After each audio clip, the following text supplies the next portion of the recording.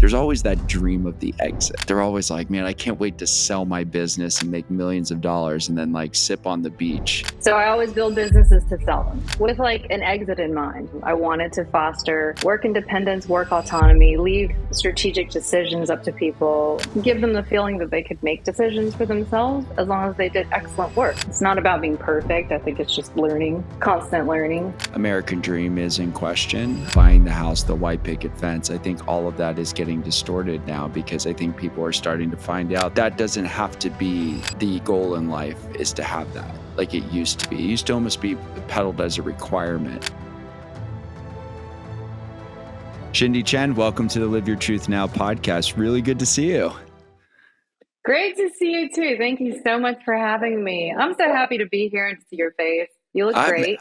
You look great as well. And I have not really seen you or talked to you in the last couple of years. And I know we were catching up before the show, which was really great to just hear what you're up to. And, you know, you have something that I've really wanted to ask you for quite some time because, you know, in passing, when we've had conversations and, you know, we worked on your podcast that you had a couple of years ago about, you know, TV and current media, you were telling me about this agency that you owned called Scribed. And you were talking to me about it this time, just this amazing journey that you were on from exiting the company, which you did.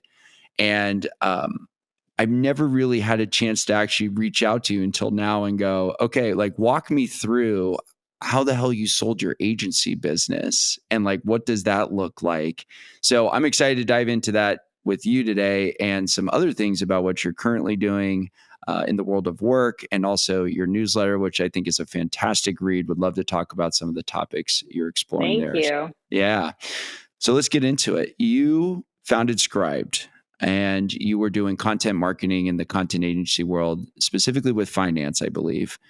And at the time that we had, you know, ran into each other, we were working together. You were talking about this process of getting acquired, and I think most people out there, especially in our audience, who are entrepreneurs or who have their own business, whether they're a solopreneur or whether they're running a SaaS company, there's always that dream of the exit. They're always like, man, I can't wait to sell my business and make millions of dollars and then like sip on the beach. And you and I were talking about beach culture in Miami, but we'll save that for later. God. Yeah. Walk me through the exiting process. You know, what did you discover in this process? What were people looking for when you had investors come after you? What were they snooping around in and looking for to see if it was worth buying? Yes. So I always built Scribe, and it's there's a lot of scribes out there, by the way. There's like Scribe, the publishing company that will write your book for you. And then I was Scribe, the financial content agency. So I started that company in 2016. And then around actually just before the pandemic, like 2019, and like I started working on this client business, and they were also working with like a PR agency for they were more than a PR agency. It was like this multimedia, like global marketing. They needed a whole campaign behind that. And so that company and I were working on this overall go-to-market strategy. And then one of the president of that company approached me later and was like, we're thinking about developing our content business. Would you be open to, you know, selling Scribe? And so at that time, it happened earlier than I anticipated, but I had always built Scribe to sell it. That's not a company that I, you know, wanted to work on for decades and decades. And I think that was just always a plan of mine. I'm not precious. I'm not attached to like companies like that. Any company that I start from here on over will likely follow that same strategy. So I always build businesses to sell them with like an exit in mind. And so when I was approached about that, I was like, okay, this is happening sooner than I thought, but fine.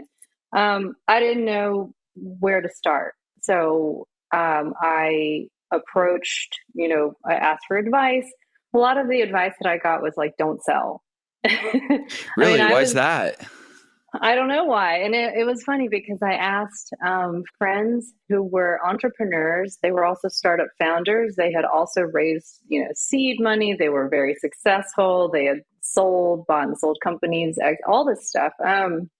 Even people who were like active founders, like active CEO founders of their current companies, they're like, well, you got 100% equity. And I was just thinking in the back of my mind, because even my partner at the time was like, don't sell. And I'm just thinking, hang on a second. Like, I'm just going to step away from all this, like, in my ear advice. And no one has the bills that I have to pay. I have to take care of myself. I have rent. I have bills. I had credit card debt at the time. I want cash in the bank.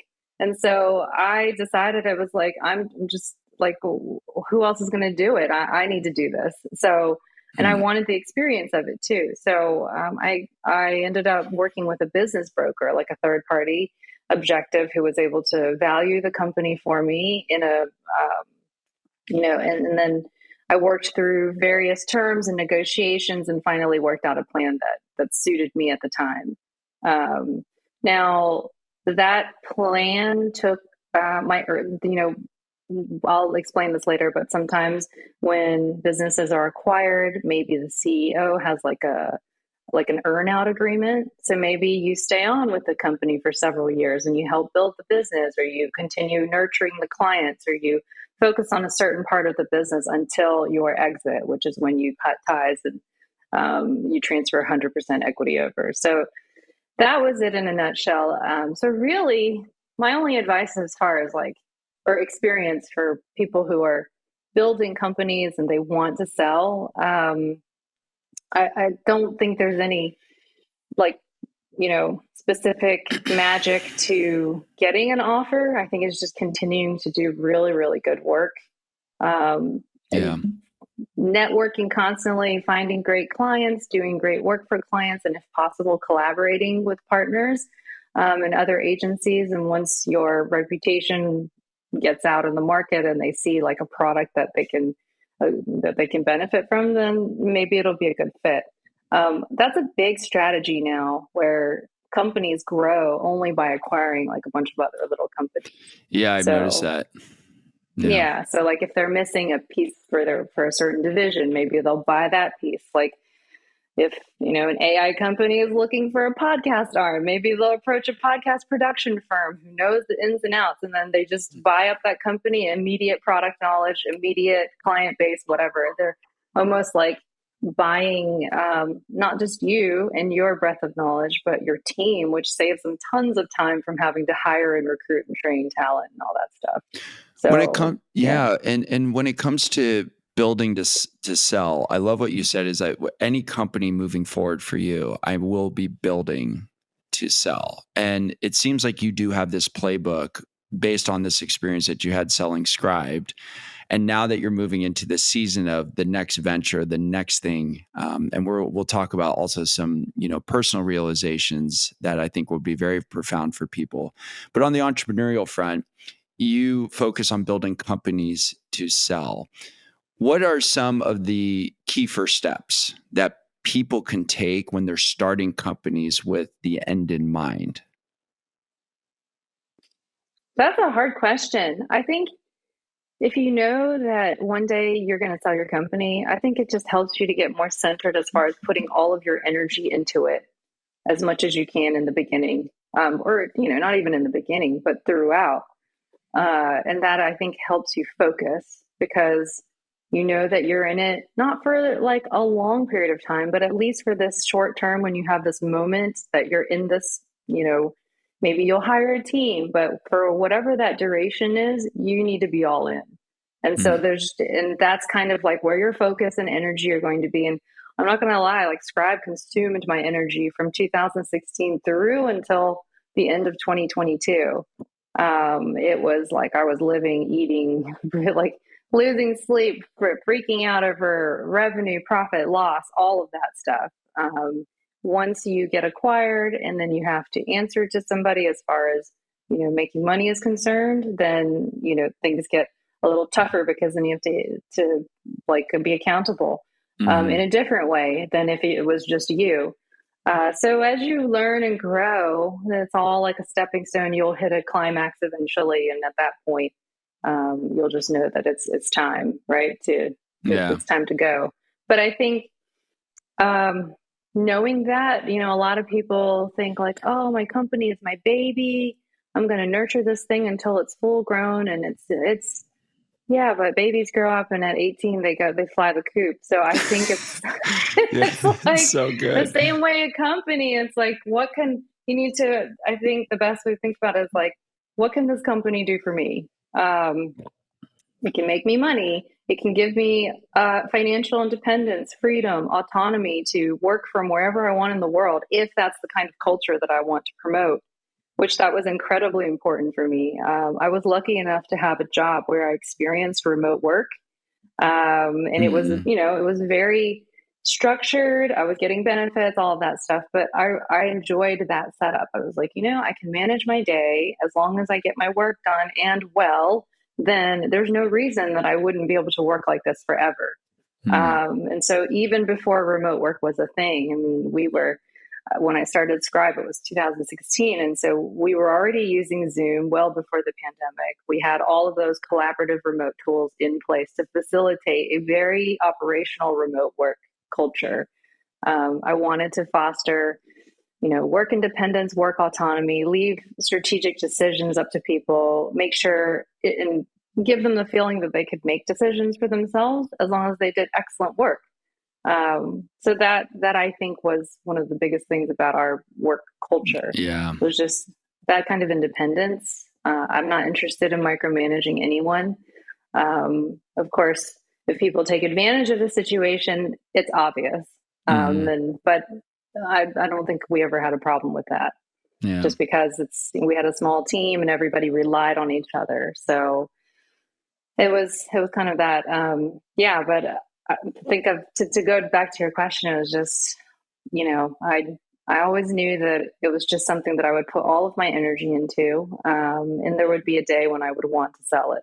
So As an entrepreneur, you had said, but the company is my baby. And that's such a common thing to hear with entrepreneurs. They build these companies. I can't let this go. The company becomes part of their identity.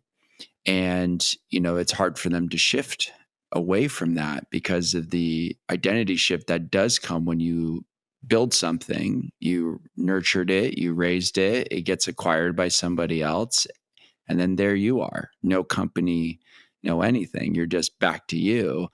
And you were sharing with me a little bit before the show that, you sold this company and you had some personal transformations happening for you. And I'd love for you to talk, as much as you care to share, on the personal aspect of happens when you sell a company and you go from this 9 to 9 or 6 a.m. to 9 p.m. grind fest, Monday through Sunday. It's work, mhm.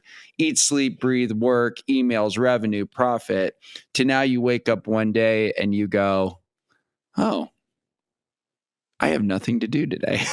That has anything to do with my business. How big of a shock was that for you? What was that experience like, walking into something completely new?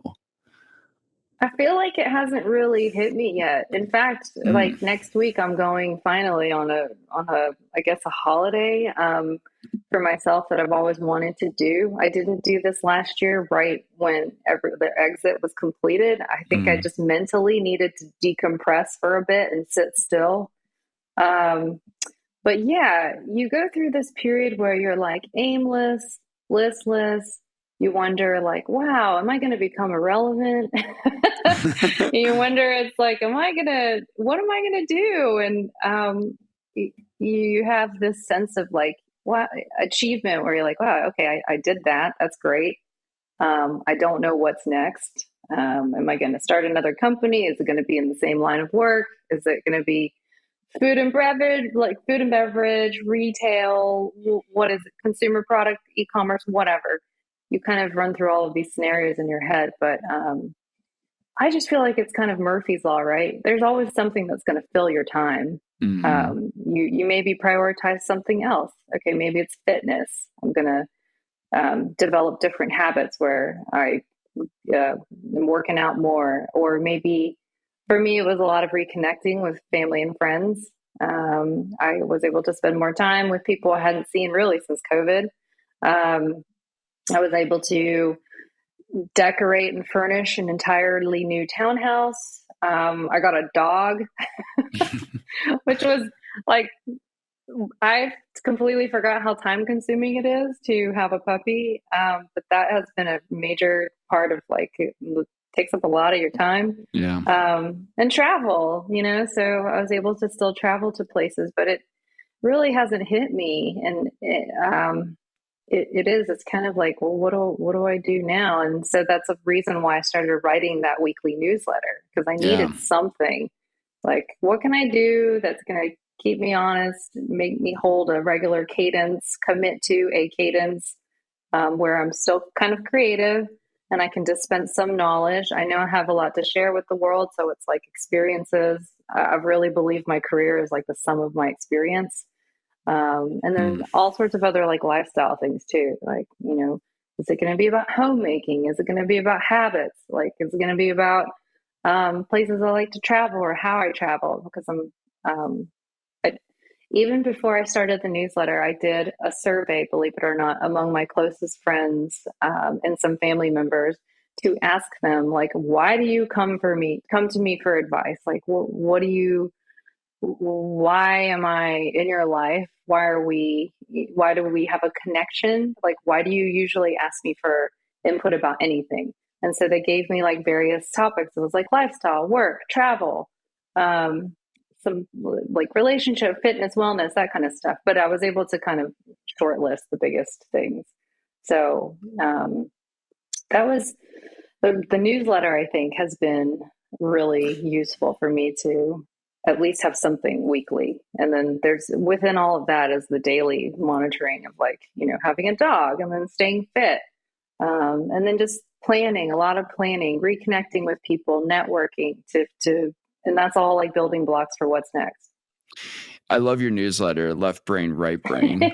It's very Thank cool. you. I do. I think it's great. And one of the things about the newsletter that I love is that you're telling these stories in real time about the transition from you're being an entrepreneur, air quotes, right? With connected to this company, and then you scaled this thing, and then you sold it, and then you went back out kind of into this proverbial desert landscape, and you're going, okay, what now? This newsletter came out of your ongoing transformation from being that your life was associated with work, putting all your energy into this thing, to now rediscovering who you are and sharing what you love with the world. And one of the things that I love is this aspect. I think you wrote this, I want to say like a couple issues ago, but it was about rituals. And I thought it was fantastic because I think most people right now are focused on routines, like morning routines, like, these, you see this on Instagram a lot, but like people posting these like 3 hour, like fucking cold tub and like sauna routines before they get mentally ready for their day. And I'm like, holy shit, that's a long It's a time. lot. That's a long time for, to prep just to get into the zone. Right. But I think, people are getting caught up in routines and they're not dialing into rituals. And I think when Mm-hmm. you talked about rituals, it was the things that keep you grounded, the things that make you feel whole. And I would love for you to talk about your perspective on the importance of rituals, especially when you're in the middle of this transition going from, entrepreneur working day and night to now someone who's looking for their next thing. How important has rituals been for you in this process? The ritual series started, I release it like the first Friday of every month. And so that helps with obviously content generation because Mm, I know that the first Friday of every month I'll write about a ritual that I yeah. actually pursue in my personal life. It can be everything as simple as like how to make the perfect bed to how to make the perfect pour over coffee, getting a perfect night's sleep. I'm looking at the topics now, and then it's just kind of like these habits that I have fostered over the years. How to maintain a journaling practice, for example. They do. There are things that I do daily, weekly, monthly, quarterly, whatever. that they're the things that are part of me. I think it's important to find something that you like to do and stick to it.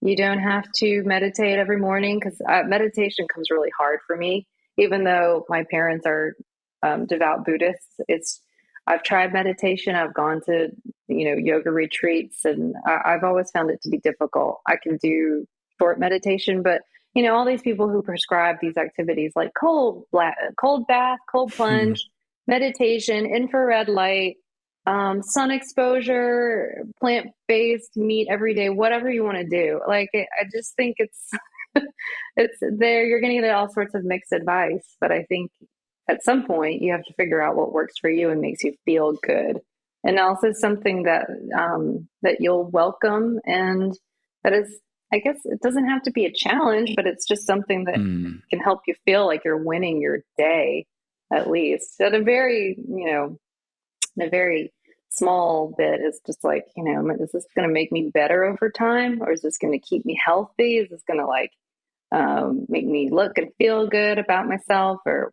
because it could be as small as just helping you feel like you win your day, but over time, it's just something that you can stick to. Like, I talk about a skincare routine. My skincare routine might be a little egregious to some, but I also get compliments from people who think I'm 10 years younger than I am. And it's genes, but then it's also like, there's a certain care that you should, look after yourself and take care of yourself. It's like, you can do things for yourself that make you feel good. Journaling is something I've done since I was a teenager. It doesn't come easily, just like meditation. It doesn't come easily to a lot of people, but you can start small. And if it's something that you like to do, I always find that it's a great way to look into yourself and your journey over the years. And I look back at some journals that I wrote when I was 18 and 25 and 30. And you realize, you're like, God, did I really, number one, write so poorly? Like, then you're like, oh wow, I was really, number two, like, you read about your relationships that you were in during that time. God, I don't know, was it really that dumb, kind of thing? I So love those the are, reflective aspect of it. I think it's so yeah. great. Yeah. I mean, there's something visual, obviously, about picking up pictures and looking at where you were maybe a decade, 20 from now. But when it's yourself speaking, you can realize like how much you've grown, and then you can maybe learn from your past self as well, especially as it helps you guide whatever business or personal kind of situation you're getting into next. Yeah. So it's not about being perfect. I think it's just learning, I love that you constant said that. learning. Yeah, I love that you said that too, Yeah. because rituals are so important for us, especially. And again, like routines, I think the difference with routines and rituals is like rituals is the thing that you really go to that makes you feel that sense of connectivity to yourself or to somebody else, or even in a tribal environment like with your family or community environment. Mm-hmm. Whereas like the routine thing, I think, at least for myself, I find routines are really framed as like, if you have to do this to stay disciplined and focused, like doing it out of a need to succeed, where the ritual is like you're doing it out of a need to connect.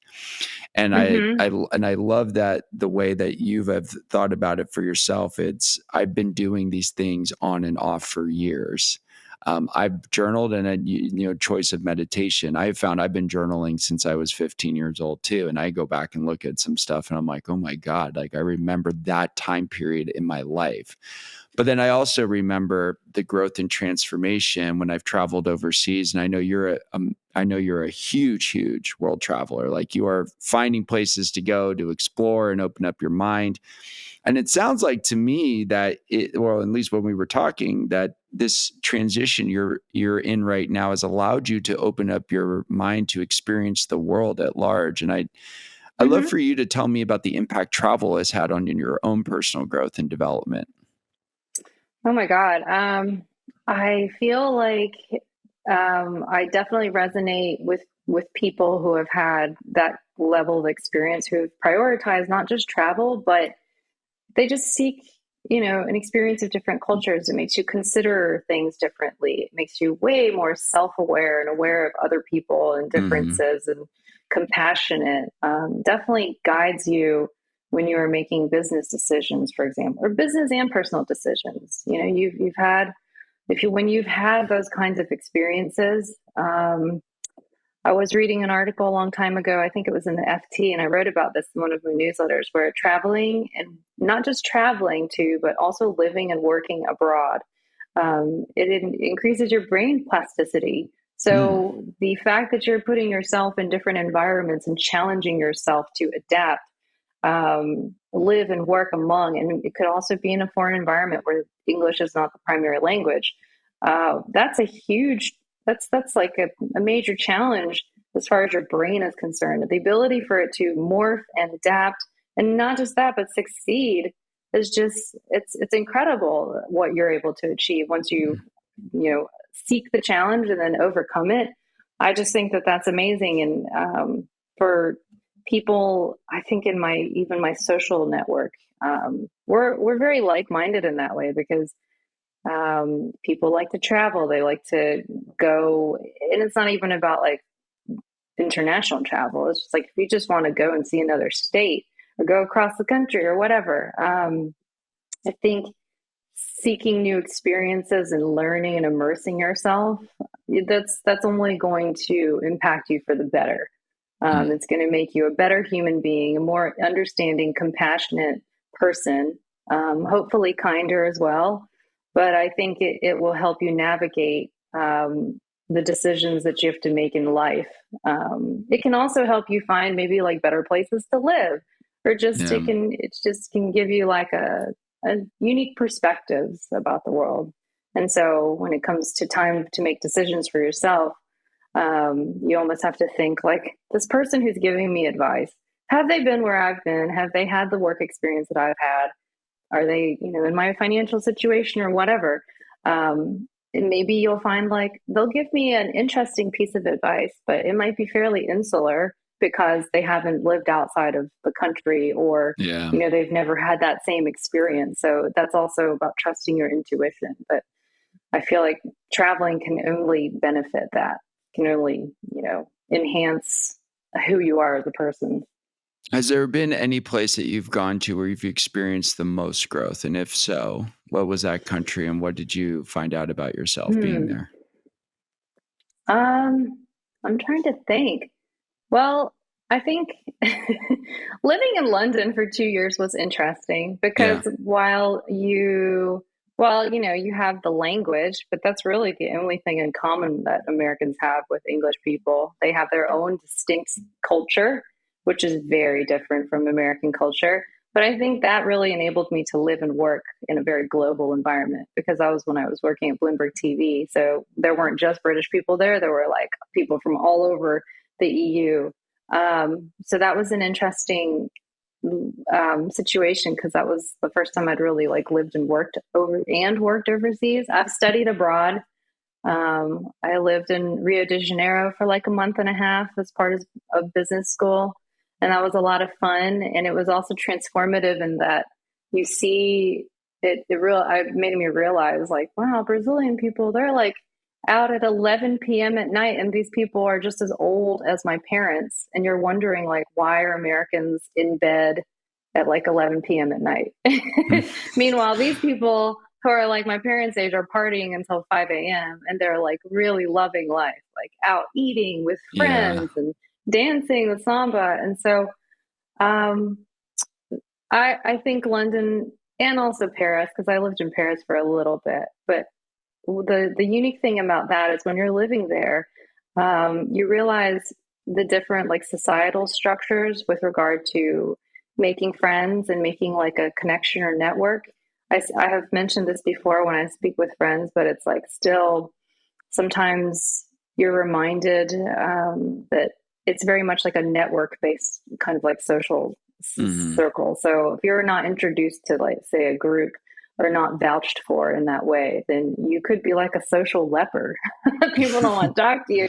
You have to almost be brought into groups, like a tribe, I guess, if you would say.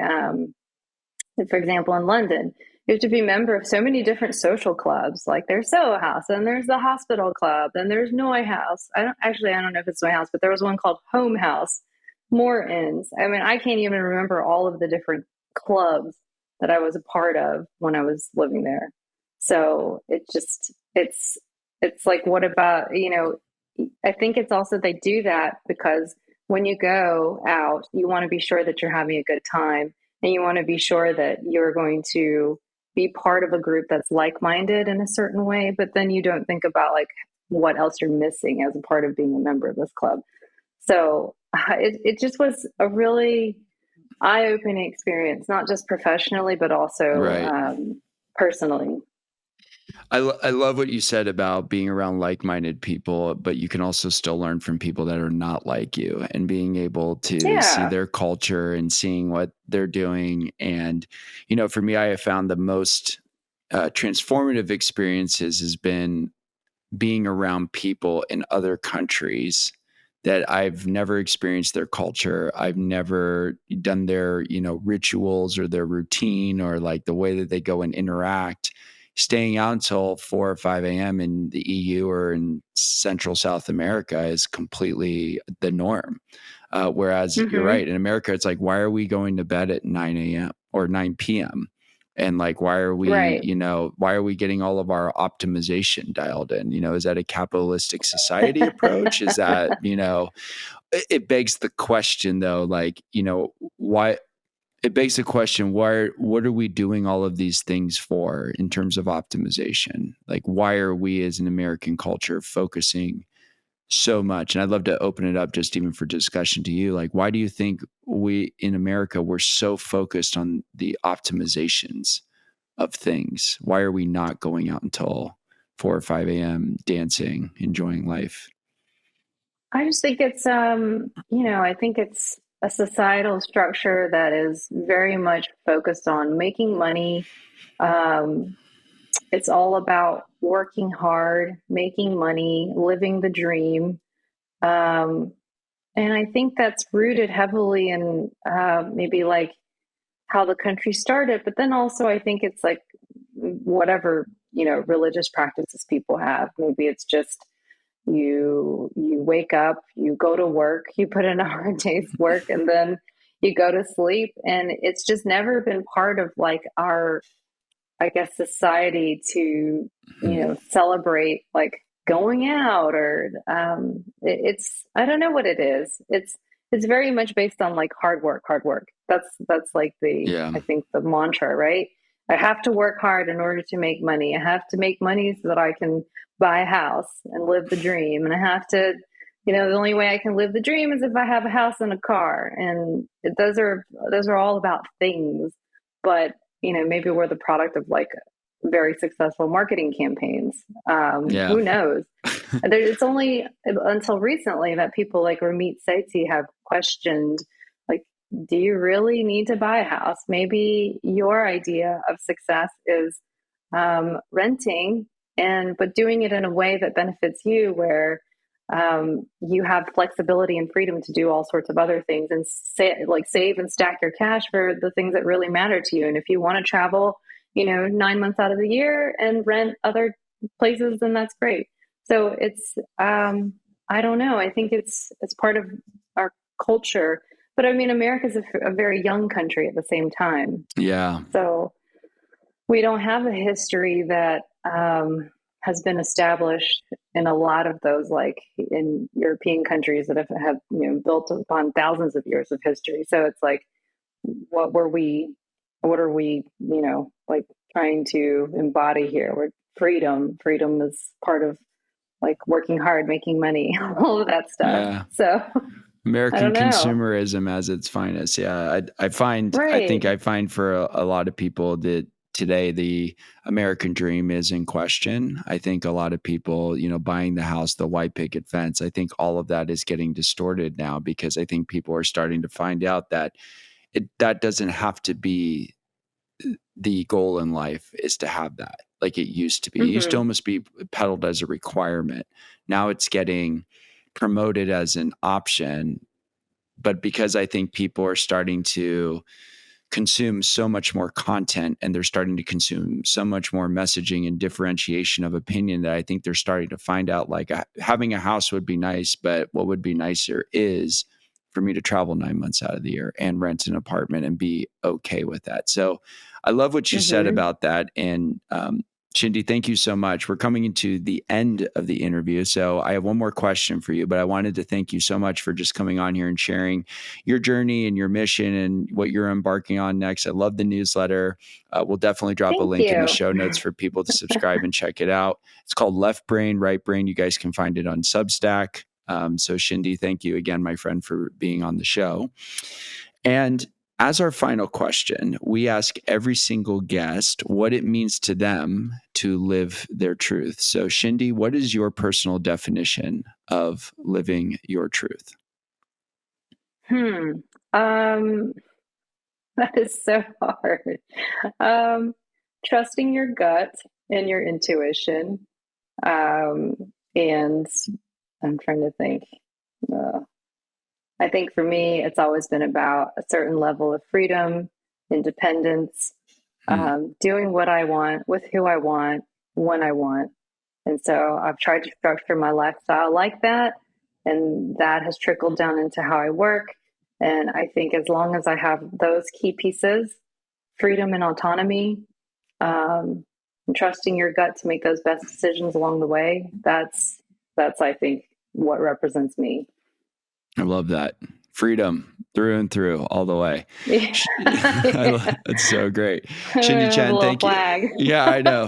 Well, Shindy, thank you so much, my friend, for joining the show. And thanks to all of you for tuning into this week's episode of Live Your Truth Now. If you like what you heard, go ahead and give us a follow on Apple, Spotify, or wherever you get your podcasts. You can also watch other episodes of the Live Your Truth Now podcast on the Live Your Truth Media YouTube channel.